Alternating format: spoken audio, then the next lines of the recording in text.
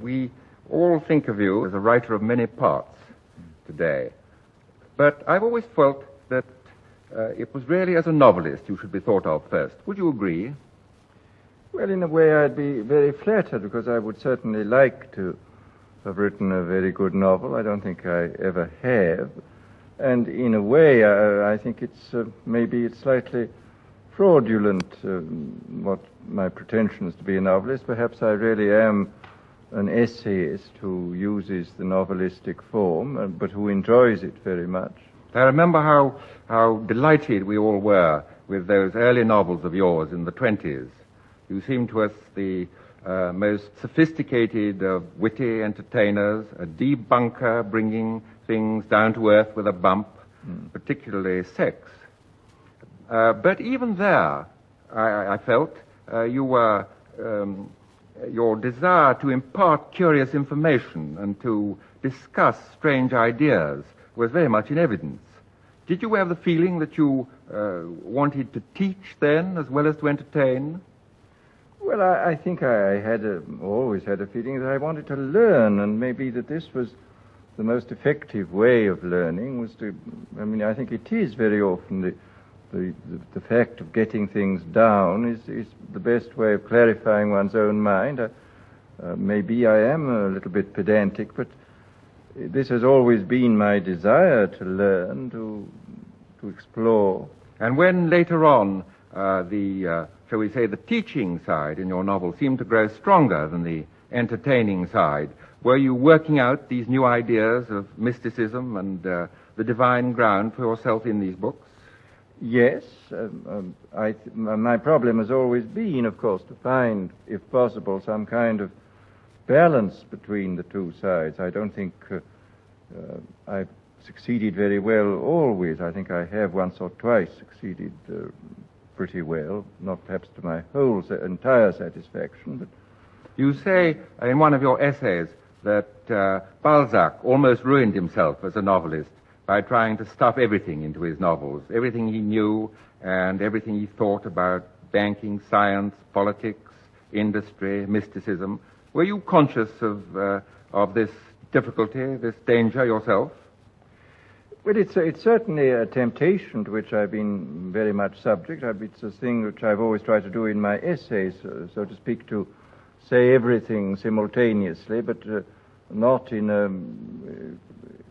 a boring way. I mean, I think this is the greatest challenge, to be able to bring together into a harmonious whole an enormous number of elements and yet to keep the unity.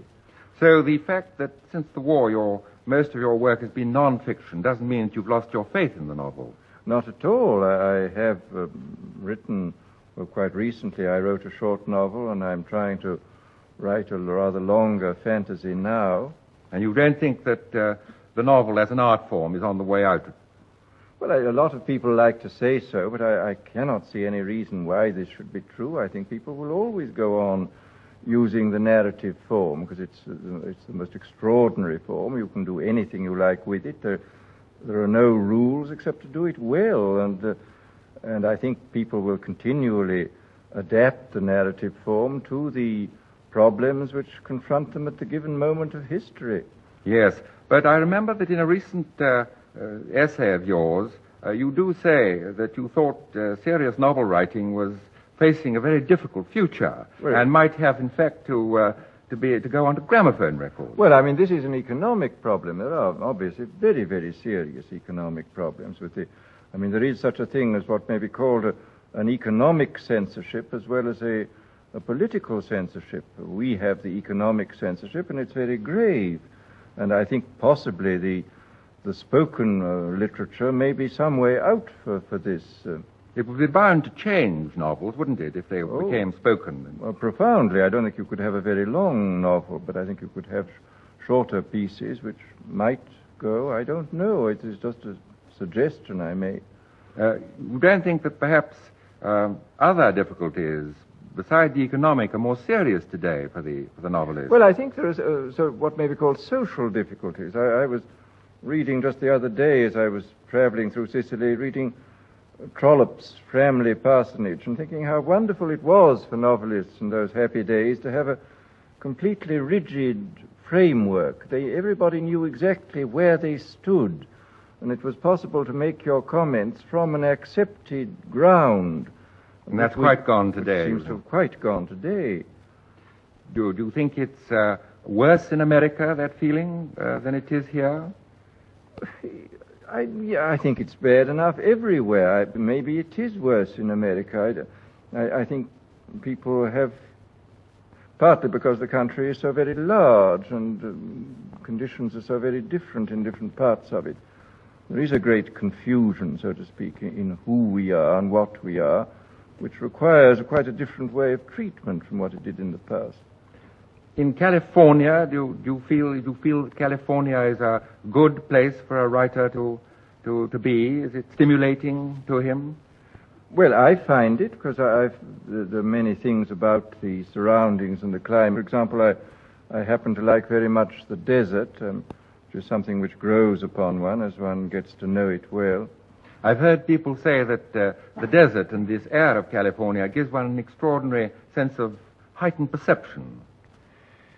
Yes, the desert, of course, has this extraordinary quality of silence, which is quite unlike anything that I know about. And, of course, this immense clarity and the expanse of the sky is something very extraordinary. In your book about mescaline recently, you talked of a state of heightened perception being induced, a valuable state of heightened perception, being induced by drugs, by proper drugs. Do you think imaginative writers would benefit by that?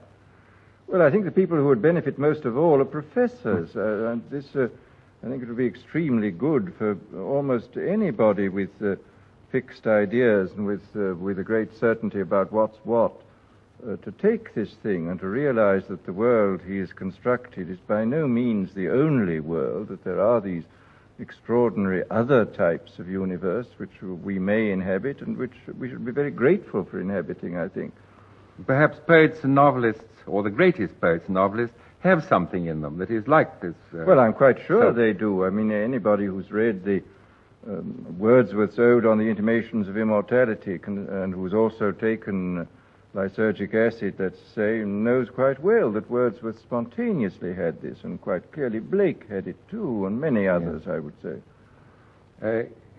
You do, of course, anticipate this world of tranquilizers and pep drugs and truth drugs in your novel, Brave New World, to some extent. Yes, I was, of course, there I projected these things 500 or 600 years into the future, and it is rather alarming to find that only 27 years later, quite a number of these forecasts have already come true, and come true with a vengeance. Are you going to write a postscript to Brave New World? Well, I've written a few chapters on the things which have already come true, and in general on the menaces to individual liberty which seem to me to be in existence in the world today. I think there are very grave threats which, although they may not be acute, particularly in the democratic countries, are potentially very grave indeed. And unforeseen by you in Brave New World? Some of them were foreseen, and I think some of them I didn't have sufficient imagination to foresee, but I think there is a whole armory at the disposal of potential dictators at the moment, which is very alarming. In drugs and in surgery? Drugs and in surgery and in various types of mental manipulation. There's a great deal which can be done and which I'm afraid, unless we're extremely vigilant, may be done.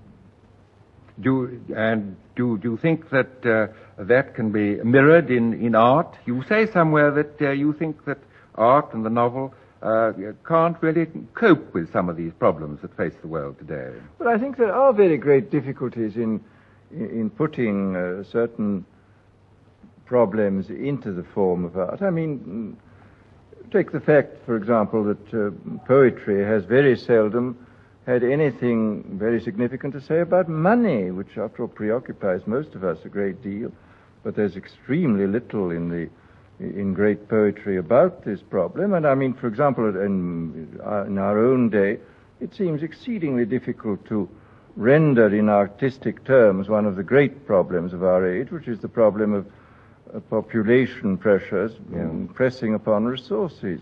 Are you going to be writing some more novels? Well, I'm trying to write one. I've just begun one at the moment. Can we ask what its subject is? Well, it's a fantasy. It's a kind of reverse Brave New World about a society in which serious efforts are made to develop the potentialities of individuals to the full. It's an extremely difficult thing to write because it's much easier to write about negative things than about positive. This is an ideal picture. It's an ideal, but I hope not a stratospheric ideal, what may be called a topian rather than a utopian fantasy, a fantasy dealing with a place or a real place and time rather than a fantasy dealing with no place and no time. Yes. Well, it sounds to me enormously interesting. I look forward to it very much. Thank you very much, Aldous Huxley. Well, thank you, John Lehman. It's been very nice talking to you.